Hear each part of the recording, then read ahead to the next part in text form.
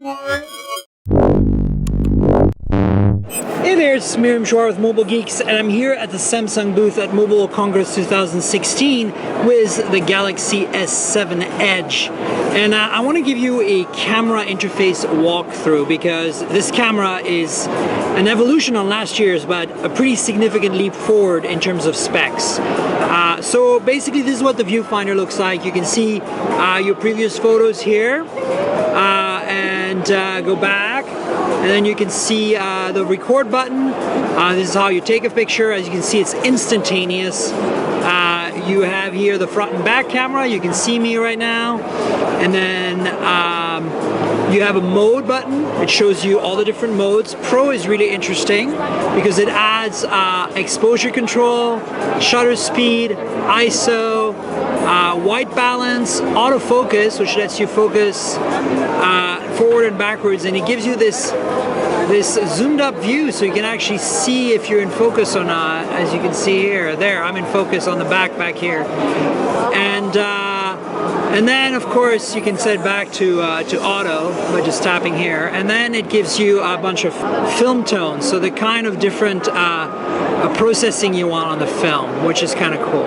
So back to the auto mode where we started, so you can see the other default settings you have on every camera interface. You got the effect, and that's actually the filters, and then you have HDR mode, so you can go HDR on and off and auto, and there we go, and it shows you in real time if it's enabling it.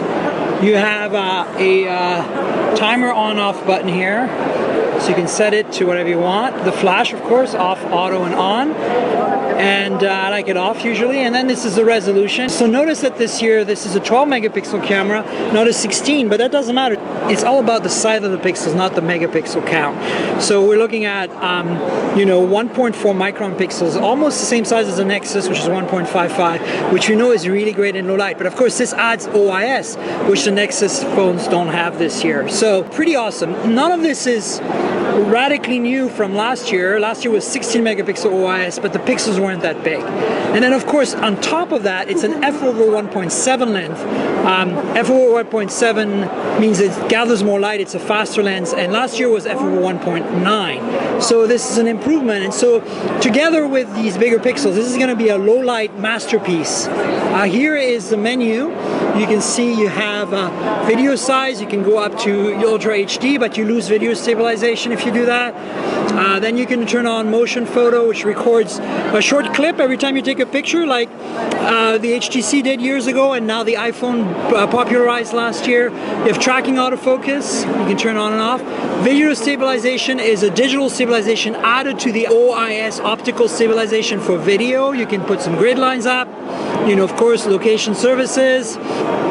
You can have a bunch of shooting methods. Basically, you can use the voice controls to shoot, and then you can review the shot after you do it. And quick launch, double tap the home button, starts the camera. That was there last year. And finally, you can force the volume keys to do, zoom or whatever. I like zoom myself, and then you can reset the settings. This is the basic settings in a camera app. There's a bunch of other modes too, so let's not forget there's the Pro mode I showed you, selective focus, lets you focus after the fact by taking a series of shots in a row. Then we have panorama, pretty straightforward. And we have a video collage. I'm not quite sure what that does, but I think it was there last year. Live broadcast, which I think goes straight to YouTube, so I'm not going to try that. And then finally, slow motion, if you want to do some slow motion video, fun stuff. And then virtual shot, lets you do like a 360 virtual view. And then food, I guess, optimizes for food shooting. Lots of people like taking photos of and then hyperlapse, so we're all familiar with hyperlapse from the folks at Instagram, and that's the same deal. And I think that's it. Of course, you can install more of these, right? If you swipe to the left here, it brings you to the photo gallery. That was always the case. Swipe to the right, you go back to the camera. That's really nice. Yeah, so in general, this is the user experience. You can compact this menu here by tapping up here and unclutter the UI, which is really great. You can touch to focus, as you can see, anywhere you want. And let's go back to the auto mode. That way it makes more sense. And so, yeah, that's basically the UI in a nutshell. Now, I want to show you how fast the autofocus is on this. Right now, we're focused back on the S7. Well, watch what I do when I put my hand right suddenly in front of it. This is how quickly it focuses. By the time I stop my hand, look at my ring, right? Look at my ring. Gone, back. Gone, back. Gone, back.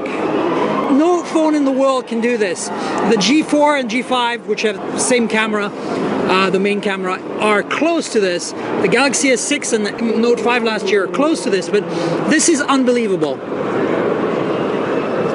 And this is what I think where Samsung has pushed the envelope. The size of the pixels, the f-stop of 1.7, and this incredible autofocus. Boom. So there you have it in a nutshell. This is the camera interface walkthrough of the Galaxy S7 Edge here at Mobile Congress 2016. I'm Miriam with Mobile Geeks. Stay tuned for more videos from the show. Cheers.